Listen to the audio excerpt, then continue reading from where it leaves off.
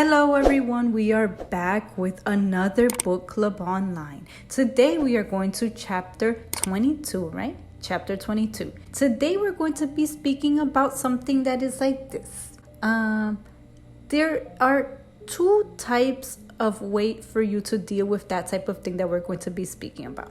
I'm going to read a piece of it, a big part of it, because it's going to be easier for you to understand. Because sometimes I stay talking too much and then the pastor cuts everything that I say in Exodus. So then it's better for me to read here. If not, he's gonna cut. Let's go. The Pink Panther. If there is one thing I detest, is to have difficulty many times to think fast and give right answers. I constantly find myself saying to myself exactly this. Man, I could have said that. I could have answered like that. Man, I should have spoke that certain way. You know, you've probably gone through that, right? That moment where you didn't have a reaction, because if you're like me, then you have a delay. You know, a delay is that thing.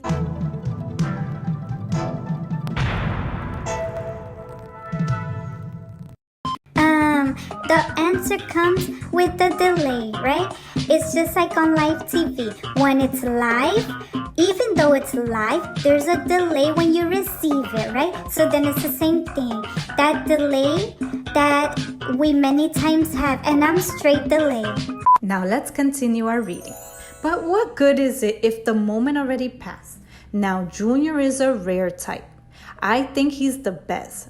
For real, people. Not only because he's my husband, but I admire him dearly in that aspect. I usually say that he is like the Pink Panther.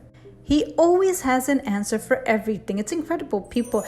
Not that the Pink Panther always has an answer, but always has an exit, right? An exit to the right? An exit for everything. I remember that one day we were evangelizing on the streets of London. We would usually pick a spot where we would pray for the people and invite them to come to church. It was a battle for me, especially when some people would get close and would want to argue. Hold up. Let's pause here, okay? People, I already didn't really speak English really well, and the person still wanted to argue my faith. It was super hard, right? But let's continue reading. You believe in this, but I believe in that. You say it's like this, but I say it's like that. Right? In those moments, I would be praying and asking God to put the right words in my mouth. Until one day, a man went up to Junior and started his speech. Young man, you stay here doing this, restricting your life. You don't take advantage of it. Look at me. I do everything. I enjoy life because all of us are going to the same place when we die. That thing of heaven and hell was invented by religions to restrict us. Be smart, the man said to Junior, right? Be smart, boy. You're so young. You're supposed to be enjoying life.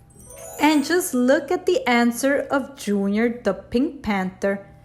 Even I stayed with my mouth open.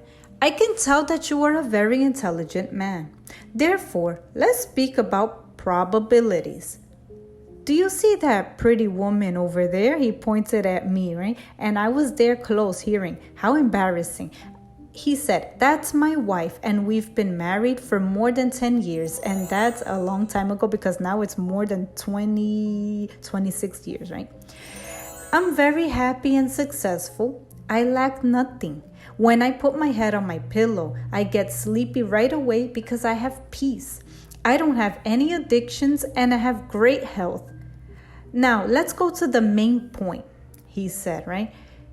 When I die, if you are right in your point of view, we will both go to the same place. You and I, correct? And the man, thinking, said, yeah. And then Junior said like this, I won't lose anything. I took advantage of life and I'm going to the same place as you. Yes, the man replied, very attentive and thoughtful to Junior. Now, if I'm right, And when I die, I go to a very good place and you go to another. Why another place? Because he enjoyed life here. He sinned the way that he wanted to. He would do whatever his heart would say. He lived the way that he wanted to. And Junior had told him, right? He was already speaking to him about that. So then Junior said, well, if I am right, then I have lived a right life before God. I'm going to a better place than you, sir.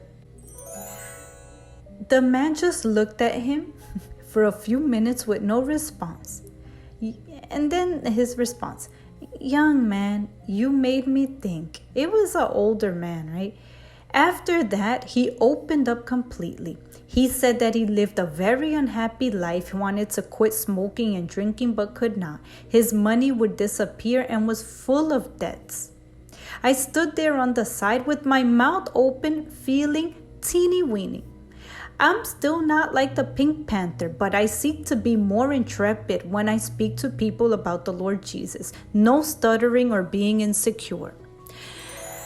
That chapter shows us how important it is for you to not be afraid of expressing your opinion. But on another side, I also, after writing this chapter here, I would have added something else. I learned also that those type of people, you should avoid when a person comes to speak and you perceive that they don't want help, they just want to argue, then you just say, you know what, let's agree that you believe in one thing and I believe in another. And then we continue with our lives. I'm not going to argue with you because it's not worth it for you. And it's really intelligent of you to have that perception and for you to perceive that it's not worth it to be arguing, right, about that with people. There are people that they truly are thirsty, but there's others that they just want to create confusion, right? So then those people, truly, it's not worth it. Let's go to our homework for today then. Be intrepid, use your intelligence, and become a Pink Panther. That goes for me too. We need to practice that every single day. So then it's for you to be more and more in communion with God so that He can use you. When you know truly that God that we speak about, that we preach about, when you have a life with Him, He shows Himself real every day. So then you don't need to have the answer to everything. And I saw myself many times in situations where I didn't want to say, I don't know. So then you're there trying to find an answer, and sometimes you say something that it's not even real, So then it's better for you to say many times. It's intelligent also for you to recognize that there is no answer for everything. Many times somebody asks me something that I don't know, and then I'm like, you know what? I don't know. I don't know the answer to that, but I'm going to find out, So then that's more intelligent to say than for you to answer and say things that you don't know. And many times those that like to argue, they do exactly that. They want to take you to that little corner and find that thing that you don't know how to answer. And then many times they cause doubts in you, and then they're going to mess with your faith. So don't let that happen anymore, okay? We're going to stop here then, and we come back next Sunday with another book club online. Bye-bye.